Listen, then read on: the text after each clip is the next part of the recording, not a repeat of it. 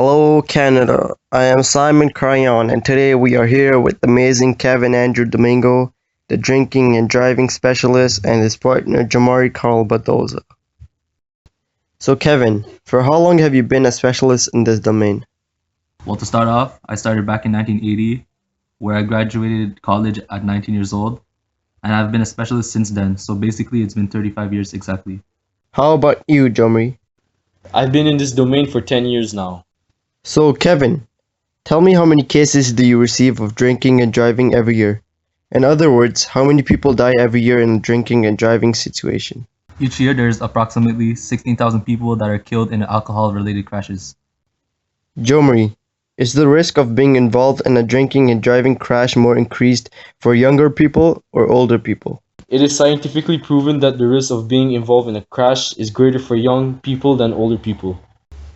Jomari is absolutely right.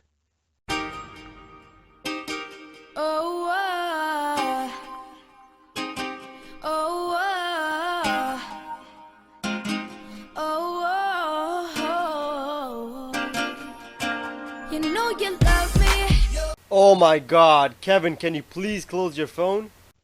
Alright, let's move on.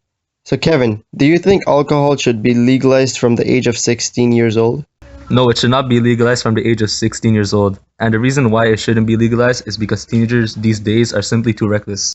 Kevin, is it worth to drink and drive? No, because your license may be revoked or suspended, and that is not worth it at all. What are the worst consequences from drinking and driving?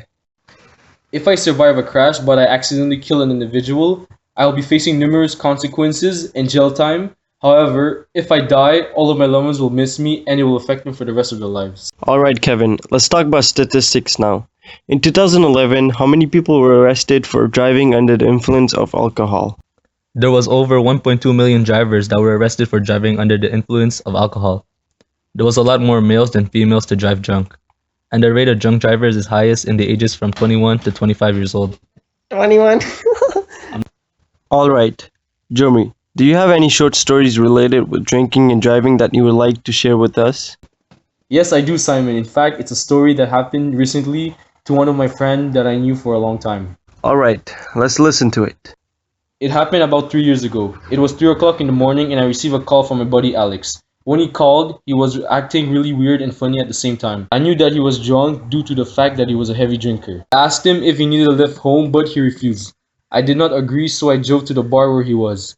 As soon as I arrived, I started to look for him, but the bartender told me that he already left. I was in a shock, so I called the police. 30 minutes later, his parents called me and said that he just had an accident. The day after the accident, he passed away because of a head trauma. Wow. I'm sorry to hear that, Jeremy. So do you have a message to spread for all of these young drivers? Please do not drink and drive. If you ever get drunk and you're outside somewhere, please call a taxi or a friend so that they can come pick you up. I totally agree with Jomari, and please spread the message around. To end this podcast, we'll be asking a few questions to a victim of drinking and driving who has agreed to talk to us about his experience.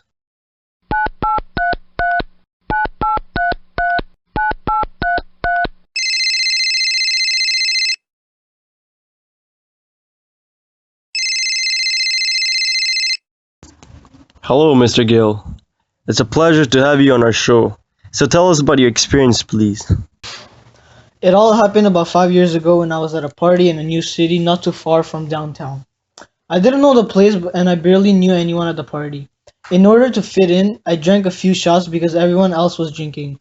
After the party was done, some people slept over at the house, but since I didn't know anyone there, I drove home and I just crashed into a tree. I'm currently paralyzed from my legs and I got a $1,200 ticket. That's incredibly crazy.